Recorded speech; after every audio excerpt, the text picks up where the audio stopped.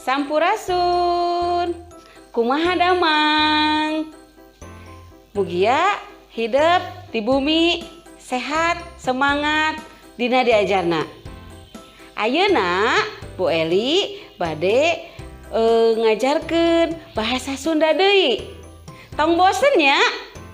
Yuk urang ngawitan belajar bahasa Sundana. Pangajaran bahasa Sunda minggu kamari nyaeta ngeunaan pupuh pucung. Pupuh pucungna hidup ngalengkepan kalimah berdasarkan pupuh pucung nu aya dina bacaan. Pami dinten ieu mah hidup teh bade diajar ngeunaan sikap anu mikanyaah kasasatoan sareng tutuwuhan. Sikap naon wae anu bisa dilakukeun. Tah, poe ieu hayu urang belajar ngeunaan eta. Sikap mikanyaah katutuwuhan contona osok nyiram atawa ere gemuk. Tah, eta sikap mikanyaah kana tutuwuhan.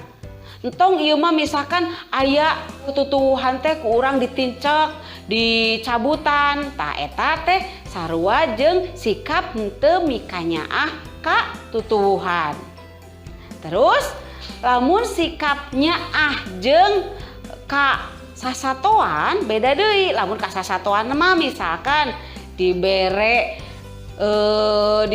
parab si sasatoana misalkan, terus diurus. Lamun ucing mah dimandian. Eta teh sarua jeung sikap mikanyaah ka sasatoan. Tah, poe ieu urang bedakeun mana sikap anu mikanyaah, mana anu sikap teu mikanyaah. Tapi urang tinggal aya 2 gambar nu benten sikapna. Tinggal gambar kahiji aya budak awewe nuju masihan parab ka ucing. Gambar anu kadua gambarna aya murang kalih istri anu nuju bade mukul atawa anu nyiksa ka sasatoan. Tah, ku hidup bedakeun eta nu mana anu mikanyaah. Coba nyaeta nu mikanyaah mah berarti anu gambar ka hiji, nyaeta gambar anu mere parab. Ari gambar kadua mah eta keur nyiksa sasatoan ucing dina gambarna mah. Nah, eta teh entong dicontoh, nu kitu mah teu hade lamun dicontoh. Gak bagus kalau dicontoh. Kita harus selalu sayang sama hewan atau tumbuhan. Ayeuna Bu Eli atos nerangkeun tadi sagala rupi ngeunaan sikap mikanyaah. Mudah-mudahan hidup tiasa nyonto anu bisa dicontoh tina pangajaran poe ieu. Tah, ayeuna atos tiasa masihan katerangan nu mikanyaah sareng teu mikanyaah. Tuluy atos tiasa masihan kalimat tina satiap gambarna. Ayeuna urang simpulkeun pangajaran bahasa Sunda poe ieu nyaeta ngeunaan sikap mikanyaah sareng teu mikanyaah ka sasatoan jeung tutuwuhan.